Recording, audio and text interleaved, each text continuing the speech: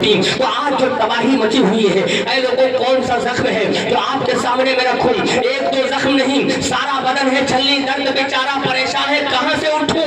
کن کن باتوں کا رونا رویا جائے؟ کون کون سی باتیں آپ کے سامنے رکھی جائیں؟ آج مسجد بھی بددعائیں کر رہی ہے۔ اے اللہ، جنہوں نے مجھے ویران جس دین کی دعوت دینے کے لیے آدم کی آدمیت آئی تھی، جس دین کی دعوت دینے کے لیے نوح علیہ السلام کی شجاعت آئی تھی، جس دین کی دعوت دینے کے لیے اسحاق علیہ السلام کی رضا آئی تھی، جس دین کی دعوت دینے کے لیے ابراہیم علیہ السلام کی خلت آئی تھی، جس دین کی دعوت دینے کے لیے اسماعیل علیہ السلام کا ذبح و حصار نمودار ہوا تھا، جس دین کی دعوت دینے کے لیے لوط علیہ السلام کی حکمت آئی تھی، جس دین کی دعوت دینے کے لیے سلیمان علیہ السلام کی خلافت آئی تھی، جس دین کی دعوت دینے کے لیے موسیٰ علیہ السلام کی جلال نمودار ہوئی تھی، جس دین کی دعوت دینے کے لیے عیسیٰ علیہ السلام کا جمال دنیا نے دیکھا تھا، اسی دعوت دین کا اہتمام اور کمال ذات محمد رسول اللہ صلی اللہ علیہ وسلم پر ہوا، اور پورے کمال کے ساتھ ان کی اپنی ذات کے اندر وہ ساری خوبیاں اکٹھا ہو گئیں جن کی بنیاد پر ایک عشق و محبت کے سمندر میں ڈوبے ہوئے غوطہ زن غواص نے کہا تھا، حسن یوسف دم عیسیٰ ید حسن یوسف دم عیسیٰ ید بیضا داری آنچ خوبا ہما دارن تو تنہا داری، جن کی ذات کو حضرت جبریل علیہ السلام نے دیکھ کر کہا تھا بقول امام اہل سنت کہ یہی بولے صدرہ والے چمنے جہاں کے تھالے سبھی میں نے چھان ڈالے، تیرے پائے کا نہ پایا، تجھے یک نہ یک بنایا، تجھے حمد خدایا، تجھے حمد خدایا۔ آخری شریعت فاران کی چوٹی سے طلوع ہوتی ہے، اب اس کے بعد قیامت کی صبح تک کوئی شریعت آنے والی نہیں ہے، کوئی نبوت آنے والی نہیں ہے۔ قیامت کی صبح تک مصطفیٰ کی شریعت ساری انسانیت کے لیے کافی ہے، اور یہی شریعت تمام انسانوں کا احاطہ کی ہوئی ہے۔ اسی لیے اے لوگوں، رسول اللہ صلی اللہ علیہ وسلم کی دو امتیں، ایک امت کا نام ہے امت اجابت اور دوسری امت کا نام ہے امت دعوت۔ جس نے کلمہ پڑھ لیا ہے، یہ جو امت بیٹھی ہوئی ہے اپنے عمل سے جو ثابت کر رہی ہے کہ ہم رسول اللہ صلی اللہ علیہ وسلم کے امتی ہیں، اس امت کو امت اجابت کہا گیا۔ اور وہ لوگ جو آج اس دین کی مخالفت کرنے کے لیے تلے ہوئے ہیں اور کوشش کی جا رہی ہے کہ اس دین کو کسی طرح مٹا کر کے رکھ دیا جائے، تو اے لوگوں ان سے کہنا چاہتا ہوں اس دین کو اگر مٹنا ہوتا تو یہ مکے کے اندر آقا کریم صلی اللہ علیہ وسلم 40 سالہ وہ زندگی اعلان نبوت سے پہلے والی، اور اس کے بعد 23 سالہ وہ زندگی، اب ذرا 23 سالہ زندگی نبی کریم صلی اللہ علیہ وسلم کی، جس میں اللہ کے حبیب صلی اللہ علیہ وسلم پر ٹھیک 40 سال کی عمر میں پہلی وحی کا آغاز ہوا۔ اب ذرا دیکھیے گا آقا کریم صلی اللہ علیہ وسلم کو دنیا کتنا اچھا سمجھ رہی تھی، وہ نبی مکرم صلی اللہ علیہ وسلم کی ہستی کہ مکہ کے کفار و مشرکین کہہ رہے تھے محمد سے اچھا کوئی نہیں ہے صلی اللہ علیہ وسلم، وہی لوگ کہہ رہے تھے کہ ان سے بڑا امانت دار کوئی نہیں ہے، وہی لوگ کہہ رہے تھے اپنی ساری امانتیں لا کر کے آقا کریم کی بارگاہ میں رکھتے تھے کہ ان سے بڑا وعدے کا سچا کوئی نہیں ہے۔ مگر ایک وقت ایسا آیا جیسے ہی نبی کریم صلی اللہ علیہ وسلم نے دعوت ذوالعشیرہ کی سارے لوگوں کو بلایا، اس کے بعد اعلان کرتے ہیں قولوا لا الہ الا اللہ تفلحون، اے لوگوں اللہ ایک ہے، بت تمہارے جھوٹے ہیں، باطل راہ پر نہ چلو۔ اب دیکھیے گا نبی پر وہی زمانہ پتھر مارنے لگا جو سچا کہہ رہا تھا، نبی کے راستے میں وہی زمانہ گڈھا کھودنے لگا جو صادق الوعد الامین کہہ رہا تھا، نبی کے راستے میں وہی لوگ کوڑا ڈالنے لگے جو آقا کریم کی صداقت کی امانت کی دیانت کی گواہی دے رہے تھے۔ اب ذرا دیکھیے گا اے لوگوں، جب آقا کریم صلی اللہ علیہ وسلم نے اپنی ذات کو سب سے پہلے مکہ والوں کے سامنے پیش کیا ہے कि ऐ मक्का के लोगों ये बताओ क्या मैंने किसी मोड़ पर किसी पर जुल्म और सितम किया है? मक्का के लोगों ने कहा नहीं। मेरा आका पूछते हैं सल्लल्लाहु अलैहि वसल्लम, ऐ मक्का वालों ये बताओ क्या मैंने कभी किसी की अमानत में खयानत किया है? मक्का के कुफार और मुशरिकीन ने कहा नहीं। आका करीम फिर पूछते हैं कि ऐ लोगों ये बताओ क्या मैंने कभी झूठ बोला? उन्होंने कहा नहीं। तो अब अल्लाह का हबीब कहता है कि जब मैंने ये सब काम नहीं किया तो ऐ लोगों अब मेरी सच्ची आवाज सुनो, अल्लाह एक है, बातिल राह पर न चलो। तो अब जरा देखिए वहीं से नबी पर तीर चलना शुरू हो जाता है। अब नबी को दुनिया ने गाली दी है। अब जरा देखिएगा नबी करीम सल्लल्लाहु अलैहि वसल्लम की कुर्बानियां। ऐ लोगों तुम ईद मिलादुन नबी तो मनाते हो सल्लल्लाहु अलैहि वसल्लम, मगर क्या कभी अपने आका की वो जिंदगी भी तुमने पढ़ी है? वो 40 साल जिंदगी तो छोड़िए, उसके बाद 40 साल के बाद जो जिंदगी शुरू होती है उसमें 23 साल का मक्की कुरान और 10 साल का मदनी कुरान। आप जरा देखिएगा आका करीम की 13 साल मक्की जिंदगी है और 10 साल मदनी जिंदगी। इन दोनों जिंदगियों में हमें जिंदगी के दो रुख अता किए जाते हैं। मक्की जिंदगी में अमल अखीदा और अमल अता किया गया और मदनी जिंदगी में अमल अखलाक। मक्की जिंदगी में जब अकीदे की जमीन पुख्ता बना दी गई तो एक जरखीज जमीन तैयार हुई जिसकी बुनियाद पर आमाल सालिहा, फूल फल और उसका बीज उसके सीने में उतार दिया गया, जिसके नतीजे में एक साले मुआशरा आलम वजूद में आया। अब जरा मैं बड़ी तेजी के साथ आपको ले चल रहा हूँ। कई लोगों वो नबी सल्लल्लाहु अलैहि वसल्लम जो दीन की दावत देने के लिए जब खड़े हुए हैं तो तरह तरह हैं। ऐ लोगों जरा देखिएगा आका करीम को कौन सी मुसीबतें थी जो नबी करीम सल्लल्लाहु अलैहि वसल्लम पर ना आई हो। मेरे आका खुद फरमाते हैं सल्लल्लाहु अलैहि वसल्लम कि ऐ लोगों जितना मुझे दीन की दावत देने के सिलसिले में सताया गया है उतना किसी को नहीं सताया गया है। जितना मुझे तकलीफ दी गई है उतना किसी को तकलीफ नहीं दी गई है। वरना हाल ये था कि 3 साल तक नबी मुकर्रम सल्लल्लाहु अलैहि वसल्लम को शेब अबी तालिब में कैद रखा गया। जेल की सलाखों में डाल करके बंद करके मक्का के लोगों ने ऐलान किया था कि मोहम्मद के घर वालों से और इनसे न तो कोई सामान खरीद सकता है न कोई बेच सकता है। ऐ लोगों आज दुनिया तुम पर पाबंदी लगा रही है इसलिए कि तुम अपनी तारीख को भूल गए हो, तुम अपने नबी की सीरत को पसे पुष्ट डाल दिए हो। वो कौम जो सालाना रोज हर साल जलसा करती हो उसको नबी की जिंदगी के बारे में मालूमात नहीं है कि मेरा नबी मक्की जिंदगी के अंदर कितने मसाइब और आराम से गुजर रहा है। अब देखो जरा 3 साल तक वहाँ पर बोर्ड लगा दिए गए थे कि कोई भी शख्स मोहम्मद के घर वालों से और खरीदेगा नहीं और न कोई बेचेगा।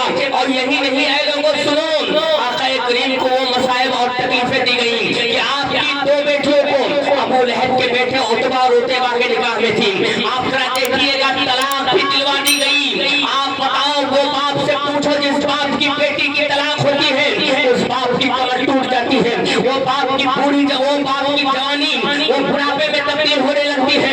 ऐ लोगों देखिएगा मेरे आका सल्लल्लाहु अलैहि वसल्लम को ज़हनी तौर पर कितना डिस्टर्ब किया गया है कि आका करीम की 2 बेटियों को तलाक दिला दी गई। अब तलाक हो गई है, आका करीम अभी भी दावत दिन देना बंद नहीं करते हैं। यहाँ तक कि एक जमात आई है और अबू तालिब से कह रही है ऐ अबू तालिब जरा अपने भतीजे से पूछिए कि ये क्या चाहता है। अगर ये बादशाही चाहता है तो उनको मैं बादशाही अता कर दूंगा, अगर हमारे माबूदों को बुरा भला मत कहे। अबू तालिब के पास आए हैं और कह रहे हैं मक्का के लोग ऐ अबू तालिब ये बताओ अगर ये किसी अच्छे मालदार घराने में शादी करना चाहते हैं तो हम इनके अच्छे घराने में शादी कर देंगे, मगर हमारे मामूदों को बुरा भला ना कहें। तो सुनो मेरे आका ने उस वक्त जवाब क्या दिया है, जवाब आका करीम का सुनिएगा। कहा है मेरे चचा अगर ये लोग मेरे दाहिने हाथ पर सूरज रख दें और बाएं हाथ पर चांद रख दें उसके बाद कहे ऐ मोहम्मद तुम दीन का काम करना बंद कर दो, तो चचा तब भी मैं दीन का काम करना बंद नहीं करूंगा। जब तक मेरे अंदर सांसें रहेंगी उस वक्त मैं दीन की दावत देता रहूंगा। आप जरा देखिएगा उसके बाद क्या हुआ है। ताइफ के अंदर मेरा आका तशरीफ ले गए हैं और आपको बताया नहीं इन 3 साल के अंदर कितनी तकलीफें उठाई हैं। लोगों हजरत मालिक बिन निजाम है, मालिक बिन निजाम कहते हैं कि हम लोगों ने एक वक्त ऐसा आया है कि पत्ते खा खा करके गुजारा किया है। आप बताओ जरा उन तकलीफों को आप भूल गए हो। आका करीम सल्लल्लाहु अलैहि वसल्लम ने इस दीन की दावत देने के लिए कितनी मुसीबतें उठाई हैं। यहाँ तक कि सुनो मालिक बिन निजाम कहते हैं कि हम लोगों के पास खाने के लिए कुछ नहीं था। यहाँ तक कि चमड़ा जो उबाला जाता था उबालने के बाद जो पानी निकलता था हम और अल्लाह के रसूल सल्लल्लाहु अलैहि वसल्लम सारे लोग मिल करके उसको उबाल उबाल करके चमड़े को पानी पीते थे, उसके बाद जिंदगी गुजारे हैं। ऐ लोगों जरा सोचो तो सही, आज आपसे कुछ नहीं कहा जा रहा है, सिर्फ आपके सामने अपने नबी की सीरत बयान कर रहा हूँ कि ऐ लोगों जरा अपने नबी की उन मुसीबतों को तो याद करो। उसके बाद क्या हुआ, ताइफ में तशरीफ ले गए। अब ताइफ के अंदर वो जमाना कितनी तकलीफें दिया है, ताइफ के अंदर वो कौन सा जिस्म का ऐसा हिस्सा है जहाँ पर ताइफ वालों ने पत्थर न मारे हो। ऐ लोगों जरा देखिए तो सही, आके करीम की मुसीबतें तो देखिए दीन के मामले में। मेरे आका ताइफ के अंदर तशरीफ ले गए हैं और ताइफ में भी अब पत्थरों की बरसात हो रही है। यहाँ तक कि ज़ैद बिन हारिसा फरमाते हैं कि मेरे आका पर इतने पत्थर चले हैं, इतने पत्थर चले तो जिस्म मुबारक से खून बहा है। तो जो खून मुबारक, जो जूती मुबारक आका करीम सल्लल्लाहु अलैहि वसल्लम पहने हुए थे, उन जूती मुबारक में खून की परत जमा हो गई।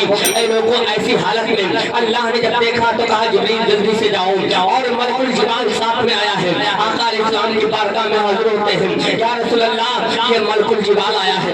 कहा क्या बात है जिब्रील? कहा ये मलकुल जिबाल, ये पहाड़ों का फरिश्ता आया है और आपसे इजाजत मांगता है कि ए अल्लाह के नबी आप इजाजत दे दें। तो ताइफ जो है तो तीन पहाड़ियों के दरमियान है, इधर पहाड़ है, इधर पहाड़, इधर पहाड़, और बीच में ताइफ के वादी है। अब जरा सुनो, मलकुल जिबाल कह रहा है या रसूल अल्लाह अगर इजाजत दे दें तो इन ताइफ वालों को हम इस तरह से पीस करके रख दें। सुनो लोगों, आज इस्लाम को जो बदनाम करने की नापाक सही कर रहे हैं, मैं उनको इस ज़हन देना चाहता हूँ कि ऐ लोगों तुम तारीख इस्लाम से वाकिफ नहीं हो, तुम रसूलुल्लाह की जिंदगी को अगर सुनोगे या पढ़ोगे तो तुम्हें एहसास होगा कि ताइफ के अंदर जिब्रील है और मलकुल जिबाल है। या रसूलुल्लाह इनको पीस दिया जाए। मेरे आका ने कहा नहीं, ऐ जिब्रील ये मेरी कौम मुझे पहचानती नहीं है। ऐ जिब्रील सुनो, हो सकता है इनकी आने वाली नस्लें मुझे पहचान ले। और यही हुआ है लोगों, उन लोगों ने तो नहीं पहचाना मगर उनकी आने वाली नस्लें कलमा पढ़ करके इस्लाम को कबूल कर लिए हैं। ऐ लोगों, हुजूर ने उस वक्त फरमाया था कि ऐ मक्का के लोगों, अल्लाह ने मुझे रहमत बना करके भेजा है, जहमत बना करके नहीं भेजा है। आप जरा देखिएगा नबी करीम सल्लल्लाहु अलैहि वसल्लम की वो मुसीबतें हैं जो मक्के के अंदर आपने उठाया है, तो आप बताओ ये मुसीबतें किसके लिए उठाई गई थी? ऐ लोगों, सिर्फ आपके लिए और आप तक दीन को पहुंचाने के लिए। तो मैं कहना चाहता हूँ कि इस दीन को मिटाने के लिए तो बड़ी कोशिशें की गई थी और मक्के से निकला है इस्लाम मदीना पहुंचा है, और मदीने से निकला इस्लाम सारे अरब के अंदर फैल गया, और आज हर दुनिया का दूसरा आदमी या तीसरा आदमी इस्लाम को कबूल करता हुआ नजर आ रहा है। इसकी वजह क्या थी? इसकी वजह कहीं न कहीं नबी करीम सल्लल्लाहु अलैहि वसल्लम का बल्कि पूरा का पूरा अखलाक करीमाना है कि आका करीम पत्थर तो खाए हैं मगर उन्हीं लोगों को दुआ करते रहे। कभी हिलाकत की दुआ नहीं की है आका करीम ने, कभी बर्बादी की दुआ नहीं की है। तो ऐ लोगों, हमें क्या सबक मिलता है कि आका करीम की जिंदगी से मक्की जिंदगी को इस वक्त उम्मत मुस्लिमा के सामने रखने की जरूरत है कि आज जो मसाइब और आलाम आप पर आ रहे हैं तो ऐ लोगों घबराने की जरूरत नहीं है। आपसे ज्यादा उस वक्त मक्के के हालात अभी इतने ज्यादा यहाँ के हालात खराब नहीं हुए हैं, वहाँ तो इतने ज्यादा हालात खराब थे। मगर क्या बताओ, कभी नबी करीम सल्लल्लाहु अलैहि वसल्लम इमामत के मुसल्ले को छोड़ा है, इमामत भी कर रहे हैं आका करीम सल्लल्लाहु अलैहि वसल्म। उसके बाद कौम के मसाइल को, अपनी उम्मत के मसाइल को, यानी सहाबे कराम के बच्चे और बच्चों की शादी भी लगा रहे हैं। आप बताओ नबी का शेड्यूल कितना टाइट था कि जिसके बारे में रब ऐलान करता है इन्ना लका फिन नहार सबहन तवीला, ऐ मेरे हबीब आपका दिन बड़ा बिजी होता है। तो लोगों को कहना ये चाहता हूँ कि अल्लाह का हबीब इतना बिजी है जिसके बारे में अल्लाह कहे ऐ मेरे हबीब आपका दिन बड़ा बिजी है। आप बताओ आज उम्मत कितना बिजी हो गई। आज आपकी मस्जिद का मैंने मुआयना किया, खुदा की कसम मुसलमानों कितनी बस्ती है तुम्हारी। आप बताओ, यहाँ मैंने ये भी बताया गया है कि उलमाए कराम की एक लंबी फहरिस्त है। और सुनो जरा, आप उलमा की जिम्मेदारी भी है। अल्लाह के रसूल सल्लल्लाहु अलैहि वसल्लम ने और कुरान करीम ने ऐलान किया है एक यौमइदिन यसदुरुन नासु अश्ताकल लियुरौ अमालहुम फमन यामल मिस्काल दर्रतिन खैरन यरा व मन यामल मिस्काल दर्रतिन शररन यरा। परवरदिगार आलम फरमाता है एक दिन आएगा जिस दिन हम तुम्हारी सड़ी गली हड्डियों को इकट्ठा करेंगे। उसके बाद सुनो, परवरदिगार आलम का हुक्म है, उसके बाद तुम सब अपनी अपनी कब्रों से उठोगे।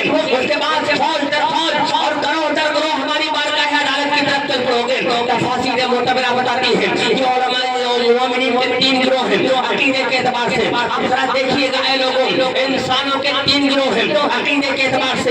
एक गिरोह वो है जिसकी मौत हालत ईमान पर हुई हुई या मुस्तकबिल में होगी। एक गिरोह वो है जिसकी मौत हालत निफाक पर हुई या होगी। तीसरा गिरोह वो है जिसकी मौत हालत कुफ्र पर हुई या होगी।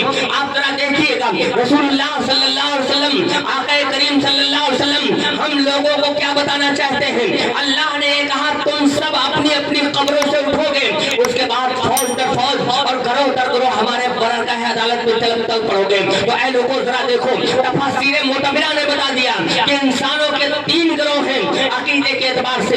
एक गिरोह मोमिनीन का है, दूसरा मुनाफिकीन का है, तीसरा काफिरीन का है। आप बताओ इन तीनों गिरोह ने अपने अपने अकीदे के एतबार से, हम तो अपना अकीदा और अपना अमल, आप लोगों जरा देखिएगा उनका अकीदा और उनका अमल और उनका अकीदा और उनका अमल, तीन अलग अलग गिरोह बांटे गए इंसानों के। अब एक गिरोह तो कामयाब हो गया, मगर वो मोमिनीन का गिरोह उनको ऐसे ही नहीं छोड़ दिया जाएगा। अल्लाह कहता है तुम हमारी बारगाह अदालत में एक दिन आएगा ऐसा जिस दिन तुम अगर कब्र में सर गल जाओगे, उसके बाद अल्लाह कहता हम उठाएंगे और उठाने के बाद फमय्यामल मिस्काल दर्रतिन खैरन यरा। तो ऐ लोगों, एक अगर रात की तन्हाई में तुमने नेकी की होगी या रात की तन्हाई में छोटा सा छोटा तुमने गुनाह किया होगा, अल्लाह फरमाता है उसे उसके सामने रख दिया जाएगा।